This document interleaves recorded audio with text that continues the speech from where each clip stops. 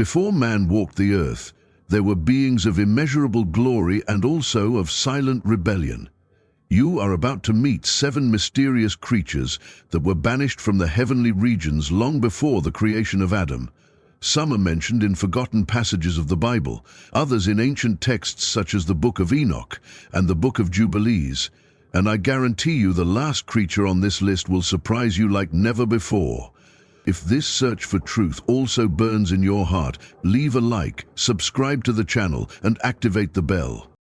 Genesis 1:2 gives us a first clue. The earth was formless and empty, and darkness was over the face of the deep.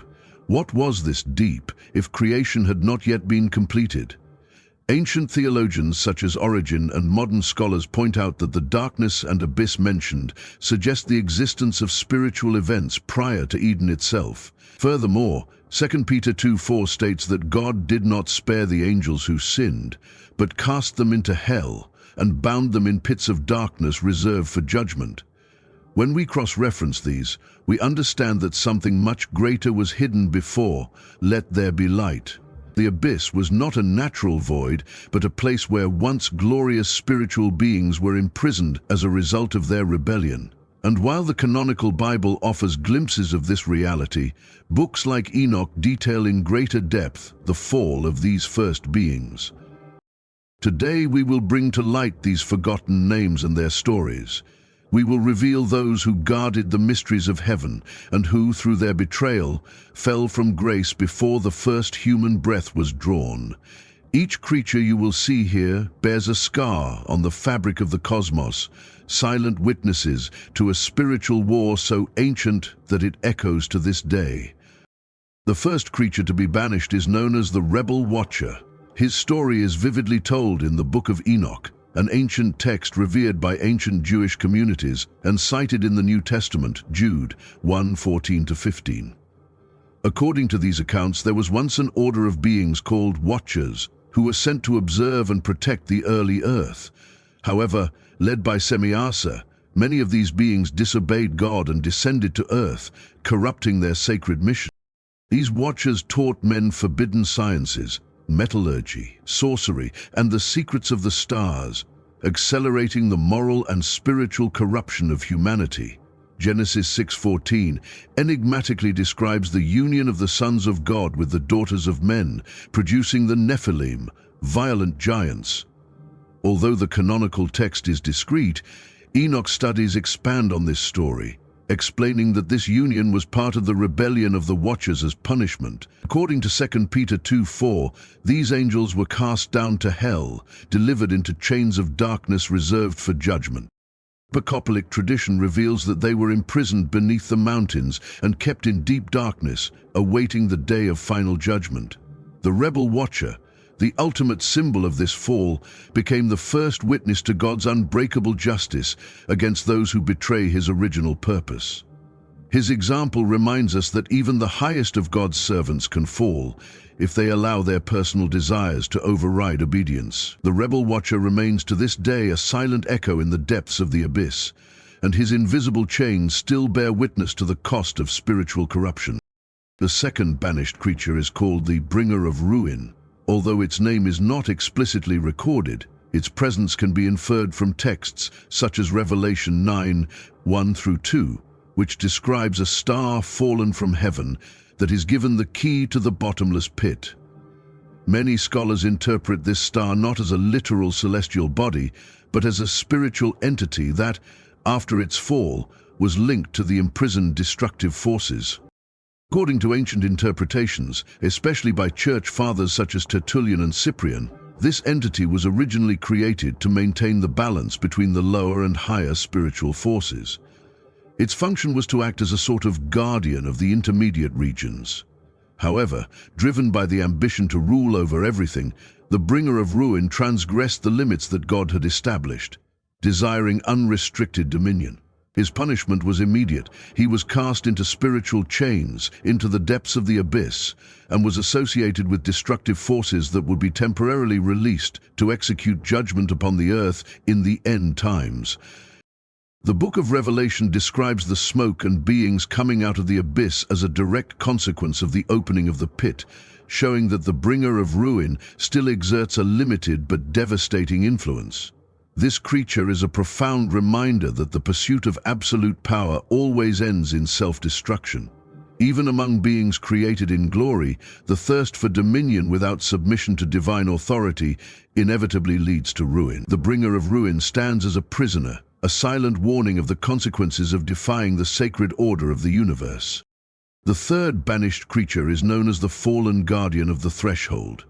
His original function was to be one of the holders of the spiritual keys that separated the kingdom of God from the lower realms.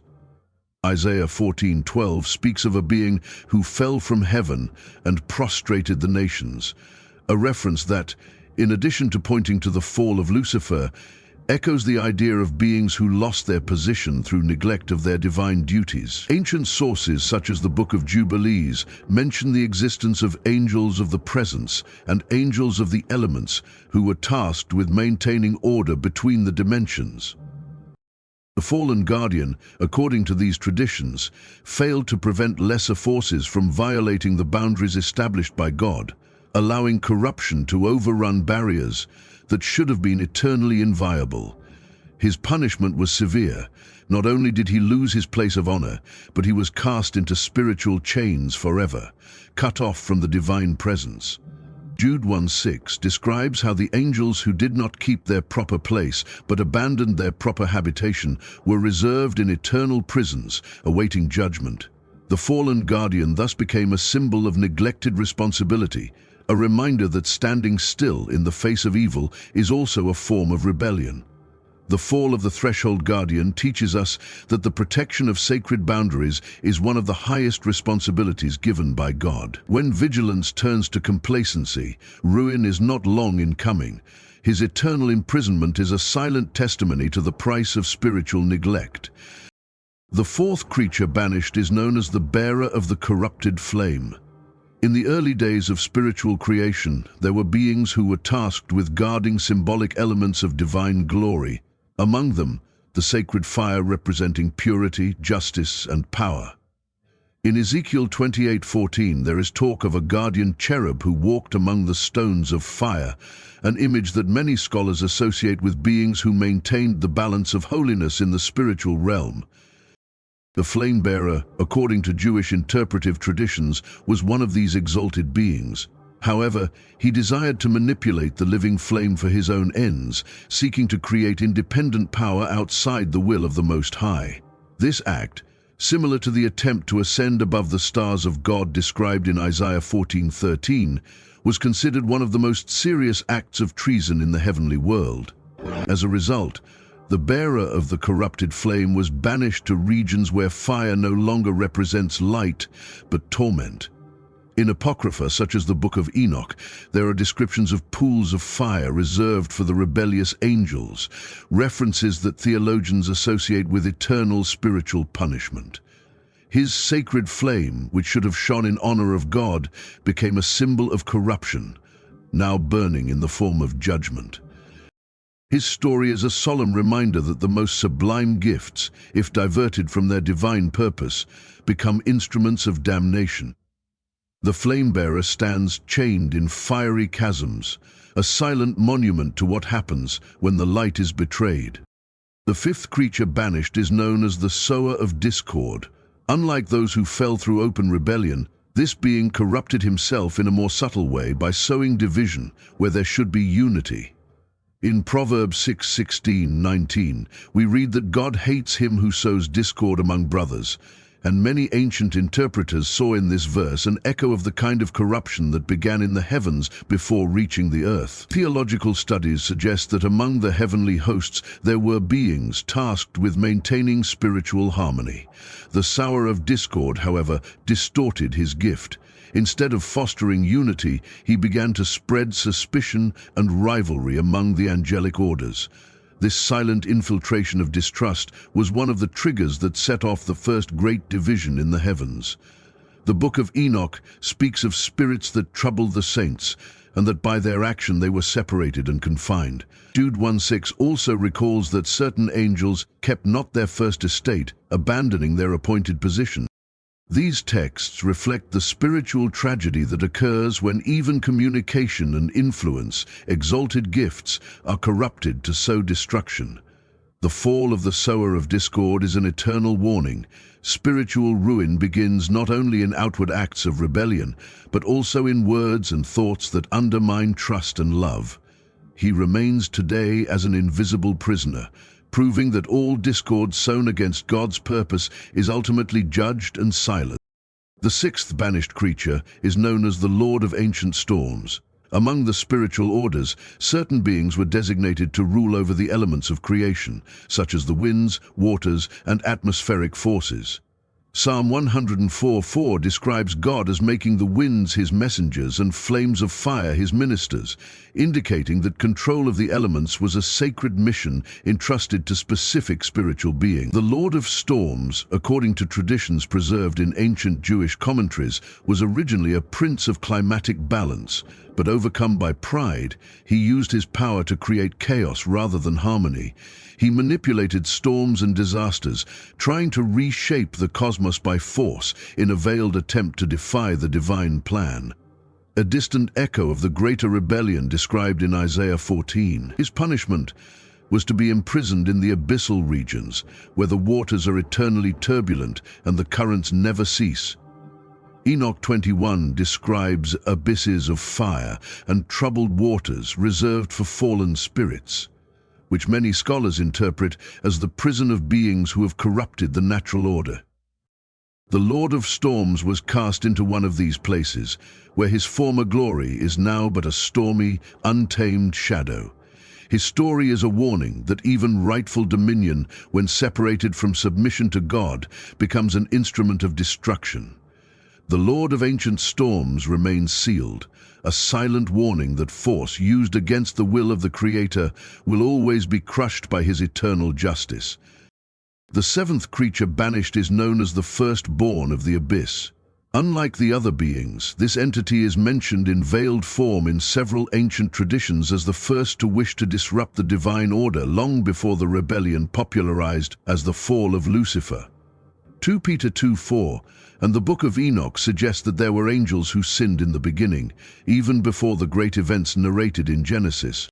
According to interpretations by scholars such as R.H. Charles and fragments of Jewish tradition, the firstborn of the abyss did not simply fall, he was the first to conceive of the possibility of disobedience. While other spiritual beings served in harmony, he allowed pride to flourish in silence, desiring total autonomy without need of the divine source. His fall was so profound that he was cast directly into outer darkness, never to return. Revelation 9:11 speaks of Abaddon and Apollyon, names meaning destruction, leading abysses of doomed spirit beings. Although not everyone agrees on directly identifying the firstborn of the abyss with these figures, many scholars see in these names a reflection of an early evil leadership prior to the collective fall. Their prison is described as deeper and more isolated than any other, a place where not even the light of creation reaches. The firstborn of the abyss represents the ultimate danger, the silent desire for total independence, the seed of evil planted before any human creature existed. Its existence has been forgotten by most, but its effects echo to this day in the invisible structures of spiritual conflict. It is the silent reminder that even in heaven, before the earth, freedom without obedience generated the first cosmic tragedy. As we look at these seven creatures banished before the creation of man, we realize that the story of redemption is even older and more complex than we often imagine. Before Eden blossomed, before the first human breath filled the earth, there were spiritual conflicts underway, battles fought in the silence of the heavens, sealed in the deep abyss. The scriptures, by mentioning darkness, abysses, and spiritual prisons, offer us valuable clues about these forgotten events. These are not just ancient accounts, they show us the seriousness of rebellion, the need for spiritual vigilance, and the eternal importance of submission to the Creator. Each of these creatures represents not only a distant past, but also spiritual realities that still reverberate today. If this revelation touched your heart, share this video with someone who needs to awaken to the spiritual dimension of creation. Subscribe to the channel, activate the notification bell, and leave your comment. Which of these stories impacted you the most? And remember, what was sealed before time will be revealed at the end of time. Those who sincerely seek the truth will find that God never leaves his secrets completely hidden. May this exploration not plant a seed of doubt, but strengthen your faith. Until next time, stay with us and stay blessed.